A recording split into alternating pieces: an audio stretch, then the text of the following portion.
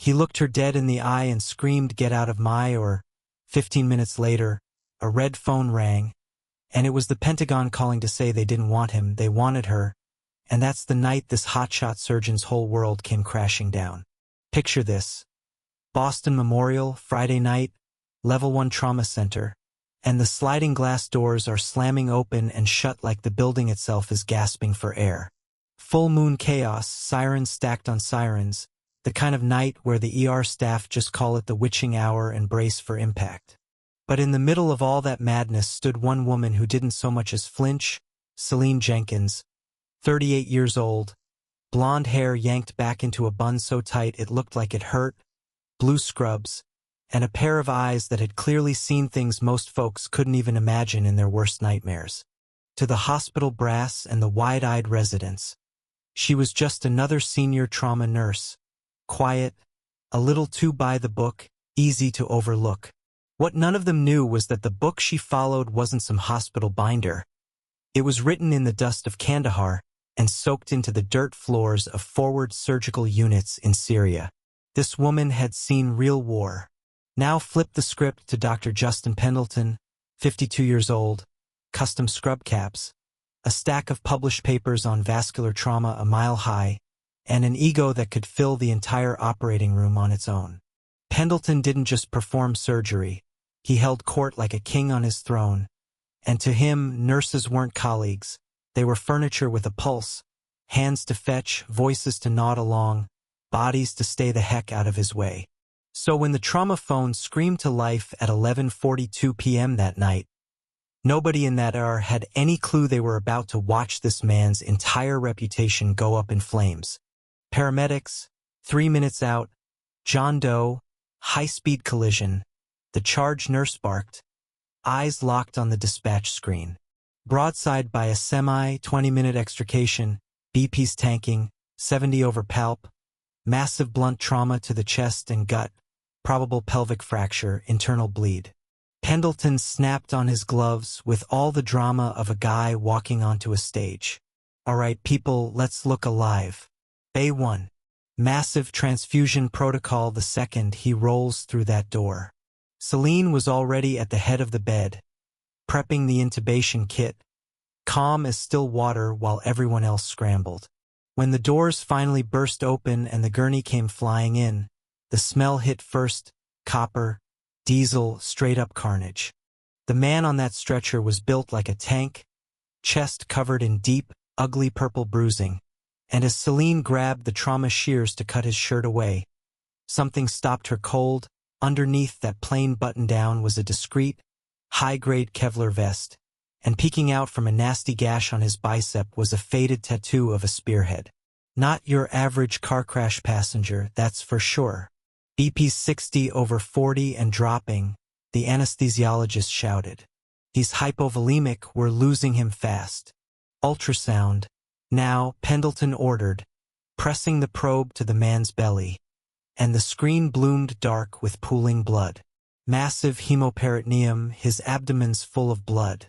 We crack the chest, cross-clamp the aorta, keep blood flowing to the brain, then open him up and find the bleeder. But Selene was already reading something else entirely. The swelling low in his abdomen, the brutal bruising pattern splitting across his pelvis. This wasn't just a wreck. The way that armor redirected the force told her his pelvic ring was shattered and his iliac arteries were likely torn wide open. "Dr. Pendleton," she said, steady but sharp enough to cut clean through the noise. "A thoracotomy's gonna eat up time we don't have, and it'll tank his core temp even faster.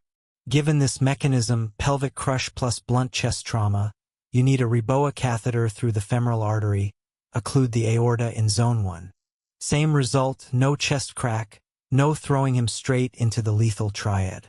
Pendleton froze mid-motion, scalpel hovering right over the guy's sternum, and turned to stare at her like she'd just grown a second head. "Nurse Jenkins, did I ask for a surgical consult?" "No, doctor," she said, not backing down an inch. "But you're about to open the chest of a man who's already going acidotic. Reboa's faster, less invasive, And it's the gold standard for blast and crush injuries, which is exactly what this looks like. This isn't a battlefield, he snapped, and you are not a surgeon. If you crack that chest, Selene pressed, stepping closer, hand already drifting toward the Reboa kit on the crash cart. He bleeds out in under 4 minutes. Look at that abdominal tension, that's a massive venous tear. You control it from the inside. Pendleton's face went beet red, fury boiling right up through his mask. Step away from the table. Now, the whole room went dead quiet except for the frantic beep of the heart monitor. Every single person in those scrubs holding their breath, because everybody could feel it. This wasn't just a disagreement anymore. This was about to become the worst mistake of Justin Pendleton's entire career, and Selene Jenkins was standing right there in the blast radius, refusing to blink. I said, "Step away." Pendleton roared, his voice bouncing off every tile in the room. "You are questioning my authority in front of my entire team while a man is dying on this table. That's insubordination, that's a liability, and I will not have it. Get out of my trauma bay. You're suspended, effective right now, pending a full review." Dead silence. Not a soul moved except the monitor, still ticking away with that relentless, mocking beep. The resident stared at his own shoes like the floor held all the answers. The anesthesiologist swallowed so hard you could practically hear it. And Selene, she just looked at Pendleton, calm as a lake at dawn. No yelling, no drama, nothing. She glanced down at the patient, watched that gray, ashen shade of shock start crawling up his neck like a slow tide, and said, "Quiet as anything, you're going to kill him." Then she turned, walked straight through those double doors and didn't look back. She didn't even bother heading to the locker room. She walked into the staff break room, poured herself a cup of coffee that had gone cold an hour ago, sat down in a cheap plastic chair, and waited, because deep down she already knew. It was only a matter of time before that code blue alarm started screaming. And sure enough, back in or for, everything Selene predicted came true, except it happened even faster than she thought. The second Pendleton's bone saw ripped through that man's sternum with a sickening crack, whatever pressure had been holding his internal bleeding in check was suddenly released, and his blood pressure just cratered. The numbers on the monitor blurred. They were dropping so fast. "Pressure's gone, no radial pulse," the anesthesiologist shouted, hands flying over the rapid infuser, pumping Oneg blood as fast as that machine could push it. "He's crashing, Justin. Suction. Get in here with the suction," Pendleton barked, all that swagger from 10 minutes ago completely gone, replaced by cold, panicked sweat dripping down his face. He plunged his hands into the open chest, digging blindly through pooling blood, hunting for the aorta so he could clamp it, but the anatomy was a mess, buried under a hematoma that kept swelling by the second. "I can't see a thing, more suction. Doctor, he's in V-fib. Charge the internal paddles to 200. Hand them here, now." And right about then, outside the hospital, all hell broke loose in a completely different way. 3 matte black Suburbans, no plates, no markings, came flying off the road and skidded straight into the ambulance bay. Doors flung open before the vehicles even stopped rolling, and out poured a dozen men, half in dark suits, half in full tactical gear with suppressed rifles held low and ready. These weren't cops. They moved with this eerie, silent precision, blowing right past the security desk, ignoring every shout from hospital guards, flashing gold and blue badges stamped with the seal of the Department of Defense. "Lock this floor down," the lead agent barked into his wrist mic. "Nobody in, nobody out of the surgical wing." Upstairs, hospital administrator Richard Davis was sipping scotch over budget spreadsheets when his private line rang. Not the hospital switchboard, the other line, the one that supposedly never rang. "Davis," he answered. "Mr. Davis, this is General Alex Hackett, United States Special Operations Command." The voice on the other end didn't ask for anything, it just took control. "You've got a patient in your level 1 trauma bay." John Doe arrived roughly 12 minutes ago off a wreck on I-93. Davis nearly spilled his drink sitting up straight. General, I don't have eyes on the ER right now, but listen to me very carefully. Richard Hackett cut in flat and ice cold. That man on your table is a Tier 1 asset. His survival is a matter of national security. We're tracking his vitals live from the Pentagon, and right now they're collapsing. Who's the lead surgeon? Dr. Justin Pendleton, one of the best vascular trauma guys on the East Coast. Pendleton's an academic hack currently drowning in his own ego, Hackett snarled. I'm watching his surgical monitors live. He cracked the chest. He ignored the pelvic bleed. Connect me to that or immediately. Back in or for. Pendleton was drenched in blood up to his elbows. Push 1 milligram AP. Keep those compressions going. Don't stop. He screamed at the terrified resident, pumping the man's exposed heart by hand. Then the wall intercom crackled. Dr. Pendleton, pick up the wall phone. Now, it was Davis, sounding like he'd run a marathon. I'm in the middle of a code. Pendleton shouted back. I'm trying to save this man's life. Justin, if you don't pick up that phone this second, you will never practice medicine in this country again. Pick it up, put it on speaker. Trembling, the circulating nurse grabbed the receiver and hit speaker. Dr. Pendleton. General Hackett's voice rolled through that blood-spattered room like thunder, and every single person in there froze for a beat. This is General Hackett, Joint Chiefs of Staff. The man you're currently killing is a vital asset to the United States military. Pendleton blinked, sweat out of his eyes. General, sir, this patient came in as an extremist trauma case. We're doing everything. You're doing exactly the wrong thing, Hackett barked. Where is Captain Jenkins? Pendleton stared at the phone, completely thrown. Who? There's no Captain Jenkins here. I'm the attending. Selene Jenkins, Hackett clarified, his voice dropping into something low and dangerous. The trauma nurse. A cold knot twisted in Pendleton's stomach. I removed Nurse Jenkins from the OR. She was insubordinate. She tried to override my surgical call. 5 seconds of silence stretched out on that line. 5 seconds where the only sound was the wet, sickening squelch of open-heart compressions. And when Hackett spoke again, it landed like a hammer on an anvil.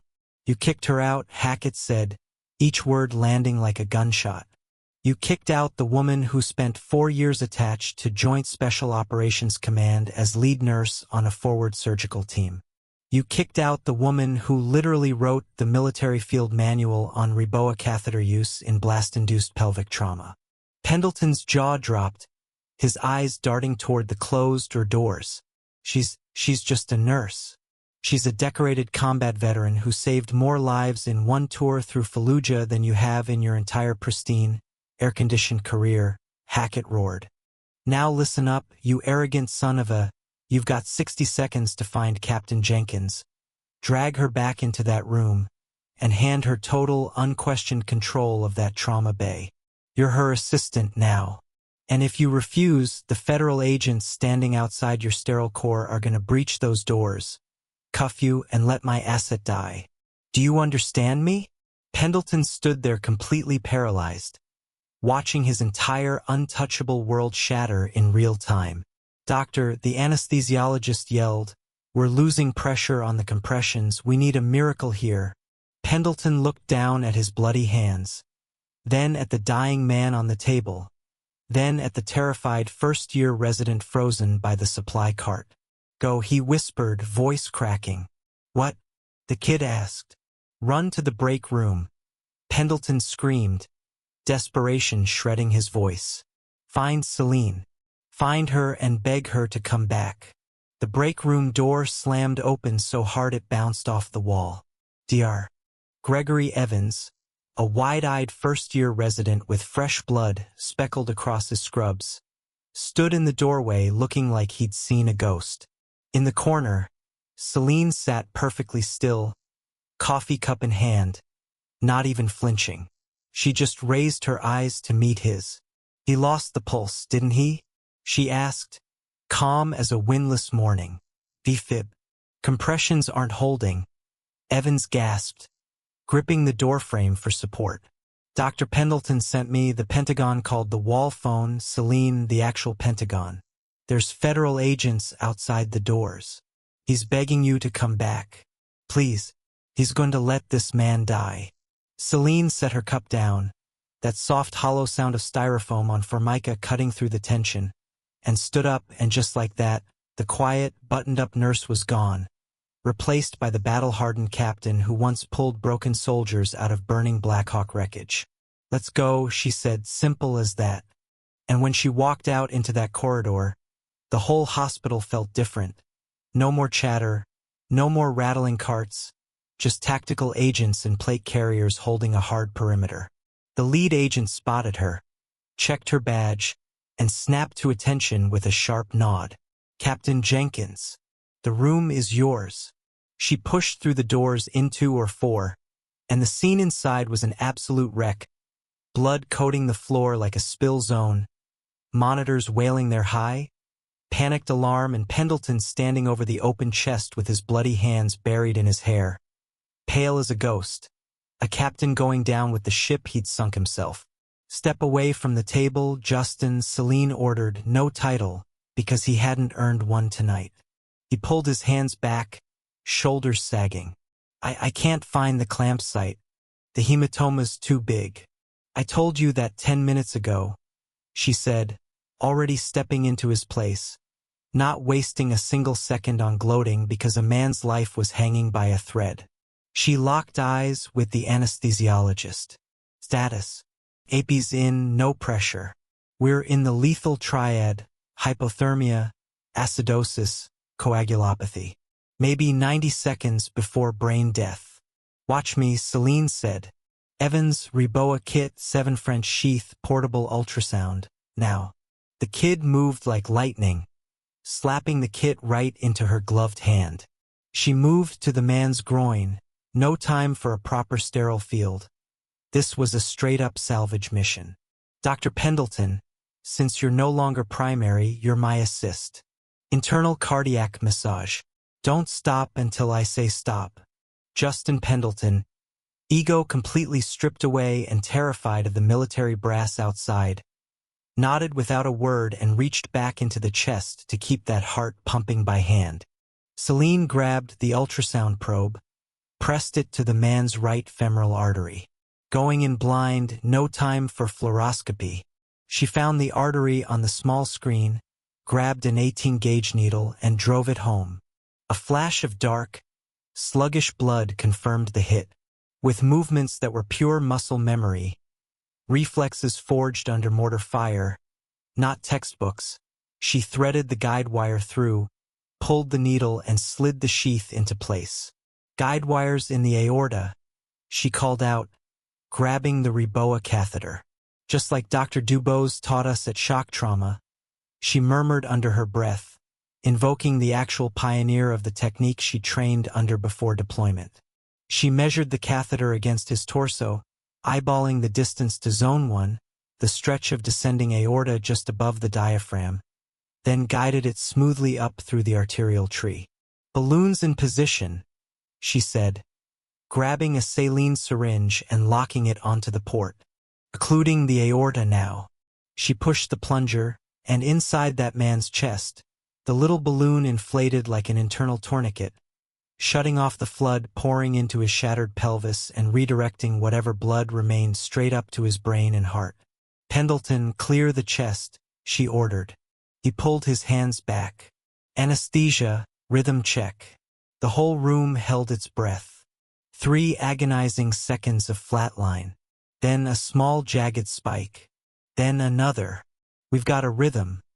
The anesthesiologist shouted, voice cracking with disbelief. Sinus touch. Pressures climbing, 80/50, 90/60. You did it, the occlusion's holding. Selene didn't crack a smile. We bought him time. We didn't fix him. She snapped back into command mode without missing a beat. Pendleton, pack the pelvis with lap sponges, we need tamponade pressure. Evans, get the blood bank on the line. Escalate the massive transfusion protocol. We need platelets and plasma to fight this coagulopathy. For the next 2 hours, that or belong to Selene, plain and simple. Pendleton followed her lead the entire time. Humbled down to the bone by the sheer competence of the woman he'd tried to throw out an hour earlier. Together they got the pelvic bleed under control, closed up the chest, and slowly brought the man's core temp back with warming blankets. When that final staple clicked into place, his vitals had steadied out at a solid 110/70. He was alive. Selene stepped back and peeled off her bloody gloves. Operations complete. Patient stable for transport. Pendleton just stared at her from across the table, mask hanging around his neck, looking like he'd aged a full decade in one night. I don't know what to say. You saved his life. I did my job, doctor, she said flatly. Try doing yours next time. Before he could even respond, the heavy doors swung open and the whole vibe in the room shifted from surgical chaos to full military precision. For operators in sterile tactical gear, wearing the patches of an Air Force critical care air transport team, wheeled in a high-tech transport stretcher. Right behind them walked a man whose presence alone seemed to suck all the air out of the room. Late 50s, sharp dark suit that couldn't quite hide a lifetime of military bearing. He walked straight past Pendleton like he wasn't even there and went right up to Selene. Captain Jenkins, General Alex Hackett said, his voice softer in person but carrying every bit of the weight it had over that phone line. General, Selene answered, standing at attention on pure reflex. Patients stabilized. Zone 1 Reboa deployment was successful. Pelvic hemorrhage is packed. He's critical, but he's going to make it. Hackett looked down at the man on the table. Do you know who this is, Selene? She hesitated, her eyes catching that faded spearhead tattoo again. Task Force 160. He's JSOC. I recognized the ink, but the face, it's been a long time. His name is Major David Callahan, Hackett said, voice dropping to almost a whisper. He was your overwatch in Syria during the extraction at Objective 18. Selene's breath caught in her throat. Callahan, the sniper who'd held down cover fire for 14 straight hours, while her team worked on the wounded in a besieged compound. She hadn't recognized him under all the blood and bruising, but the realization hit her like a truck. She just saved the life of the man who once saved hers. The crash on I-93 wasn't an accident, Hackett continued, his eyes hardening.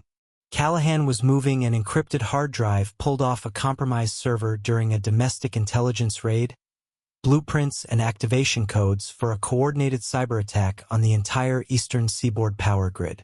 A hostile cell tried to intercept him, ran his vehicle right off the overpass. Pendleton, silently listening from the corner, let out an audible gasp. Hackett didn't even glance his way, keeping his focus locked on Selene. Callahan swallowed the drive right before impact. He knew if he got captured or killed, paramedics wouldn't find it, but a medical examiner would. Because you kept him alive, because you stopped this arrogant fool from letting him bleed out, my team can retrieve that drive at Walter Reed. You didn't just save one soldier tonight, Selene. You saved millions of people from sitting in the dark, freezing. The CCAT medics smoothly transferred Callahan onto their stretcher, hooking him up to portable life support. Blackhawks waiting on the roof, Hackett said. We're taking him to Andrews. As they wheeled Callahan out, Pendleton finally found his voice, stepping forward with shaking hands.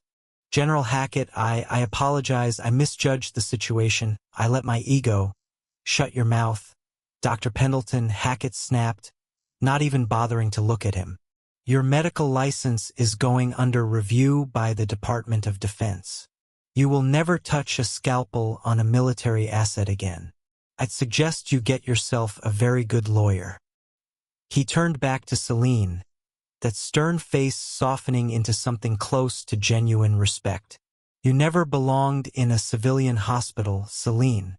This place is way too small for you, all the bureaucracy, all the egos. It's a waste of your talent. It pays the rent, General, Selene said, a tired smile tugging at her mouth. I can pay better, Hackett shot back. The Pentagon standing up a new Joint Trauma Command, a rapid response surgical unit built to deploy anywhere on the globe within 4 hours, treating high-value assets in hostile environments. I need a director of clinical operations. I need someone who knows exactly how to bend the rules to save a life. Someone who isn't scared to stand down a decorated surgeon and do the right thing anyway. Selene looked around the wreckage of her floor, the bloody floor, the scattered surgical wrappers, the silent monitors, and then at Pendleton, a broken man standing alone in the ruins of his own kingdom. For 3 long years, Selene had buried the soldier inside her, trying to blend into civilian life, trying to play by the rules of men who'd never once stared down real war. But tonight had proven something she'd known deep down all along. War doesn't care where you hide. Sooner or later, it always finds you. When do I start? She asked. Hackett's weathered face cracked into a sharp grin. Chopper leaves in 5 minutes. Leave the scrubs behind. We've got gear waiting for you on the bird. Selene didn't look back as she walked out of that operating room.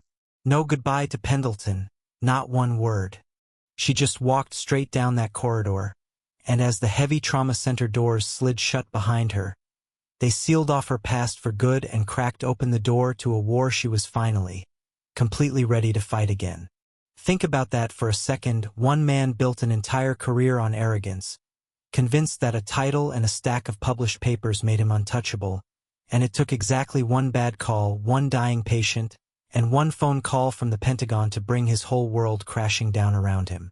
Meanwhile, the woman he humiliated in front of his own team, the one he tossed out of his or like she was nothing, turned out to be the only person in that entire hospital who actually knew how to save a life that night. That's the kind of gut punch, jaw-on-the-floor irony that sticks with you, because how many times in real life do we watch loud, overconfident people get all the credit, while the quiet ones, the ones who've actually been through the fire, get overlooked, underestimated, pushed to the side? Selene Jenkins didn't need to raise her voice. She didn't need a title on her badge or a wall full of framed diplomas. She just needed one shot to prove what she already knew about herself. And when that shot came, she didn't hesitate for a single second. She walked back into that blood-soaked room, took command without asking permission, and pulled a dying man back from the edge using nothing but skill, nerve, and years of hard-earned battlefield instinct. And here's the twist that really gets you. The man on that table wasn't just some stranger. It was Major David Callahan, the very soldier who once laid down cover fire for 14 brutal hours so Selene's medical team could keep working in a war zone under siege. Fate has a funny way of circling back, doesn't it? The man who once protected her ended up needing her more than he ever could have imagined, and she showed up for him without even realizing at first who he was. That's not just a medical drama, that's loyalty, that's brotherhood. That's the kind of bond forged in combat that never really fades, no matter how many years or how many miles come between people. And let's talk about Pendleton for a second, because his fall from grace is honestly the most satisfying part of this whole story.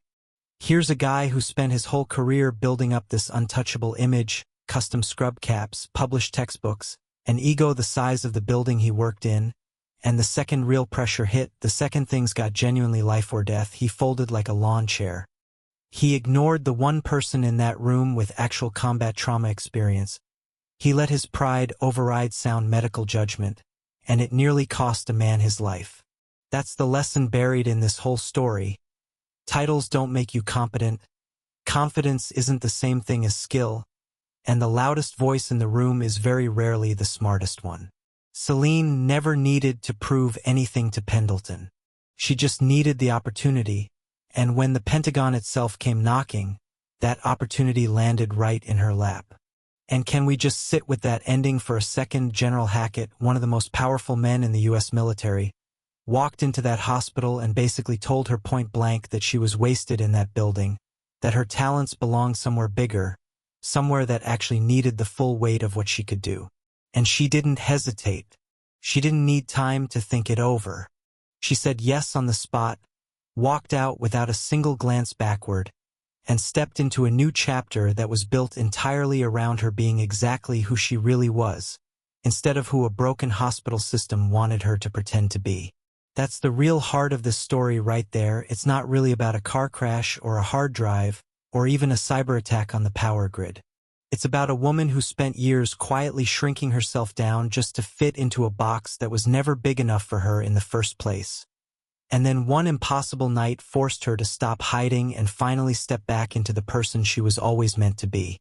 So let me ask you this. Did Selene's comeback leave you speechless? The way it should? Because there is nothing, and I mean nothing, more powerful than watching real, hard-earned expertise absolutely shatter someone's arrogant ego in real time.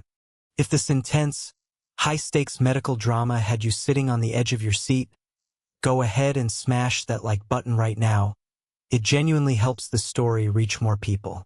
And if you know someone who needs a reminder never to judge a book by its cover, do me a favor and share this video with them, because stories like Selene's deserve to be heard. Make sure you're subscribed to the channel too, because we've got so many more jaw-dropping, real-life stories of unsung heroes just like her, the quiet ones who show up, do the impossible, and never ask for the credit they absolutely deserve.